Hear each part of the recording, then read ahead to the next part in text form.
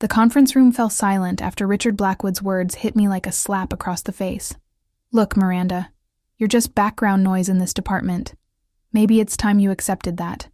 I sat there, frozen, as my colleagues avoided eye contact. The quarterly review meeting had just turned into my personal nightmare. After 3 years of 60-hour weeks, of staying late to fix Richard's mistakes, of watching him take credit for my analysis reports, he had finally said what he really thought of me.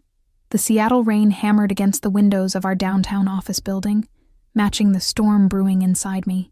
I'd moved here from Portland specifically for this job at Henderson Financial Services, believing it would be my chance to finally prove myself in the corporate world. Instead, I'd become invisible. I think we're done here, Richard announced, shuffling his papers with that smug smile he always wore. Miranda, please see me in my office in 10 minutes. We need to discuss your performance review. As everyone filed out, I caught the sympathetic glance from Jessica Torres, the only person who'd ever acknowledged my contributions. She mouthed, "I'm sorry," before disappearing into the hallway.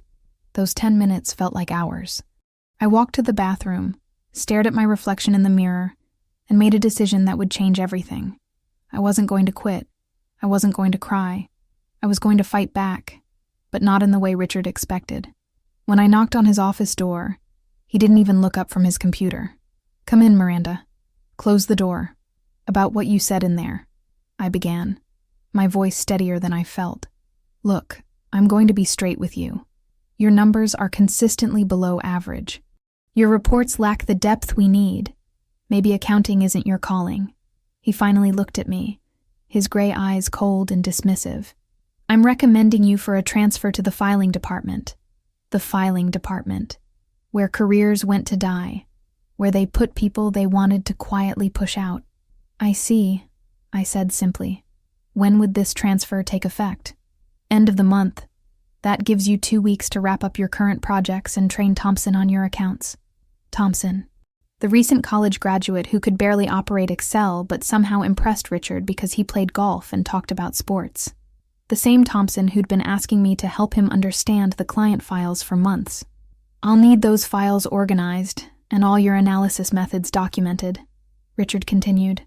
"Make sure everything is clear for the transition." I nodded, a plan already forming in my mind. "Of course. I'll make sure everything is perfectly documented." As I left his office, I felt something I hadn't experienced in years. Excitement. Richard had just given me exactly what I needed to expose the truth. The next morning, I arrived at the office an hour early, clutching my large coffee like a shield. The building was nearly empty, just the way I needed it. I had 14 days to prepare for what would either be my vindication or my complete professional destruction. I started with the Carlson Industries account, Richard's biggest success story. The one he'd presented to the board last month, earning him a promotion consideration. The one he claimed he'd personally saved from bankruptcy through his innovative restructuring analysis. I pulled up the original files, my fingers flying across the keyboard. Every email, every draft, every calculation, the timestamp on my original analysis, 18 months ago. Richard's first involvement, 3 weeks before the presentation. "You're here early." Jessica's voice startled me. She stood in the doorway with her own coffee, looking concerned. "Couldn't sleep," I said, quickly minimizing the screen. "Just getting a head start on the documentation Richard requested." Jessica closed the door behind her and sat down across from my desk. "Miranda, what he said yesterday was completely out of line. Everyone knows you're the one who actually runs this department."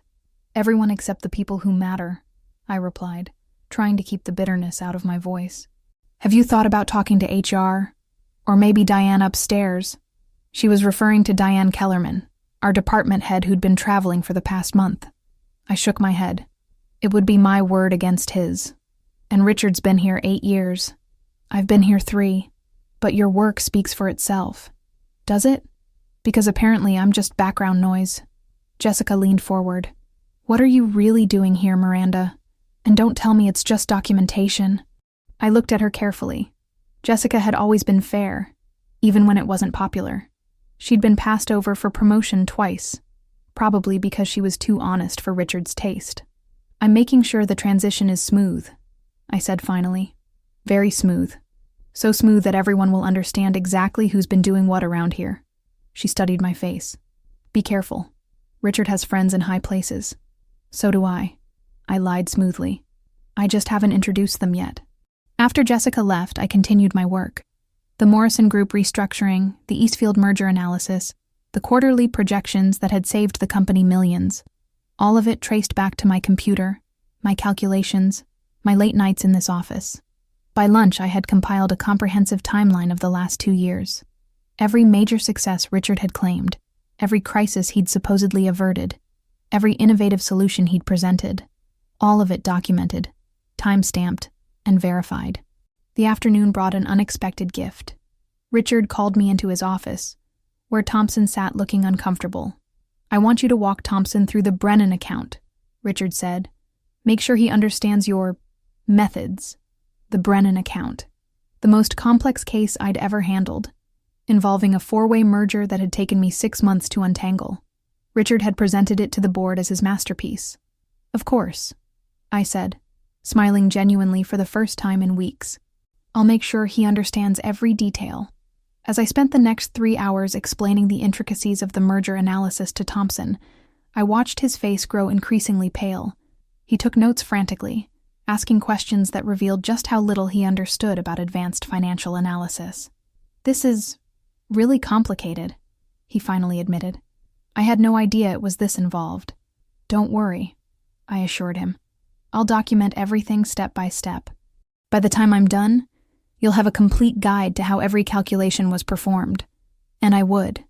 I'd document every step, every methodology, every innovative approach I'd developed.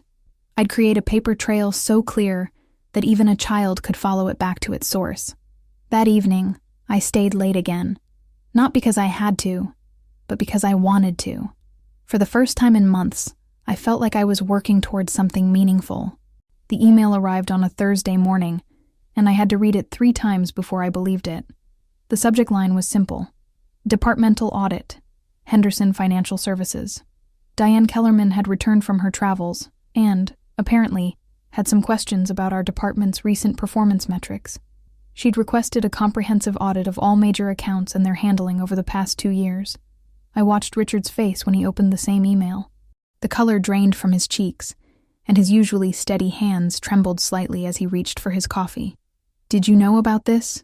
he asked, appearing at my desk within minutes. "Know about what?" I asked innocently, though my heart was racing. "The audit. Diane wants a full review of all our major accounts. She's bringing in external auditors." I frowned, as if this was concerning news. "That's unusual. Do you think there's a problem?" "I don't know." He ran his hand through his thinning hair. "I need you to make sure all the documentation is perfect. Any inconsistencies could reflect poorly on the entire department." "Of course. I'll make sure everything is thoroughly documented." The next few days passed in a blur of preparation. The external auditors, led by a sharp-eyed woman named Catherine Walsh, set up in our conference room. They requested access to all files, all computers, all correspondence related to our major accounts. I provided them with everything they asked for, along with the comprehensive documentation I'd been preparing. Every timestamp, every original analysis, every email thread that showed the true progression of our major projects. On Tuesday, Catherine Walsh asked to speak with me privately. "Ms. Reeves," she said, gesturing to a chair across from her in the conference room. "I've been reviewing your work on the Carlson Industries account. Very impressive analysis." "Thank you." "The original analysis was completed 18 months ago, correct?" "Yes, that's right." "And you were the primary analyst on this project?" I nodded, my mouth suddenly dry. "I'm curious about something. The presentation that was made to the board last month. Were you involved in preparing that?" I chose my words carefully. I provided all the underlying analysis and data. The presentation format was handled by my supervisor. Catherine made a note. "I see. And the Morrison Group restructuring, that was also your analysis?" "Yes." "The Eastfield merger projections?" "Also mine." She leaned back in her chair, studying me. "Ms. Reeves, in my 15 years of conducting audits, I've rarely seen such consistent, high-quality work from a single analyst. Your methodologies are innovative, your projections have been remarkably accurate, and your documentation is exemplary. I felt a flush of pride, followed immediately by apprehension. Thank you. I try to be thorough. I'm sure you do. Now I need to ask you something directly, and I need you to be completely honest. Have you been receiving appropriate recognition for your contributions to this department? The question hung in the air between us. This was it, the moment of truth. I prefer to let my work speak for itself, I said finally. Catherine smiled knowingly. I think it already has. The all-hands meeting was scheduled for Friday afternoon. Diane Kellerman stood at the head of the conference room, her expression unreadable. Catherine Walsh sat beside her, a thick folder in front of her. Richard looked nervous, constantly checking his phone and adjusting his tie. Thompson sat next to him, looking confused about why he'd been included in the meeting. Jessica caught my eye and raised her eyebrows questioningly. Thank you all for coming, Diane began. As you know, we've conducted a comprehensive audit of our department's performance over the past 2 years. The results have been illuminating. She nodded to Catherine, who stood and opened her folder. During our review, we examined 17 major accounts, including the Carlson Industries restructuring, the Morrison Group merger, and the Eastfield projections. These projects have generated over $12 million in revenue for Henderson Financial Services. I kept my expression neutral, though my hands were shaking slightly under the table. What we found was remarkable consistency in methodology, innovation in approach, and exceptional accuracy in projections. However, we also found significant discrepancies in credit allocation. Richard shifted in his seat. What kind of discrepancies? Catherine looked directly at him. The kind where the person presenting the work to senior management wasn't the person who actually performed the analysis. The room fell silent.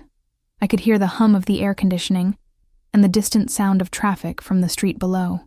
Every major success attributed to this department over the past 2 years can be traced back to one analyst, Miranda Reeves. I felt every eye in the room turn to me. My face burned with embarrassment and pride in equal measure. Furthermore, Catherine continued, we found evidence of systematic credit misallocation. Ms. Reeves's analyses were consistently rebranded and presented by her supervisor without proper attribution. Now wait just a minute, Richard interjected, his voice rising. I've been managing this department for 8 years. You've been responsible for taking credit for your subordinates' work, Diane interrupted coldly. The timestamps don't lie, Richard. The email trails don't lie. The version histories don't lie. I watched Richard's face cycle through anger, panic, and finally, defeat. Based on these findings, Diane continued, effective immediately, Richard Blackwood is being transferred to a consulting role with reduced responsibilities. Miranda Reeves will be promoted to senior financial analyst with a salary adjustment of 40% and oversight of all major accounts. The room erupted in murmurs. Jessica was grinning at me from across the table. Thompson looked relieved, probably realizing he wouldn't have to figure out those complex analyses after all. Additionally, Diane added, we'll be implementing new protocols to ensure proper credit attribution for all future projects. After the meeting, as everyone filed out, Richard approached me. His face was red, his jaw clenched. You think you're so smart, he said quietly. You think you've won. I looked at him calmly. I didn't win anything, Richard. I just stopped being invisible. This isn't over. Yes, it is. I stood up, gathering my materials. And for what it's worth, I was never background noise. I was the signal you couldn't hear over your own ego. That evening, I sat in my apartment overlooking Elliott Bay, watching the sunset paint the sky in shades of orange and pink. My phone buzzed with congratulatory messages from colleagues, including one from Jessica that simply said, I knew you had a plan. Well played. I thought about the last 3 years, about all the late nights and the stolen credit and the moments when I doubted myself, about the woman who'd walked into that conference room 2 weeks ago and been called background noise.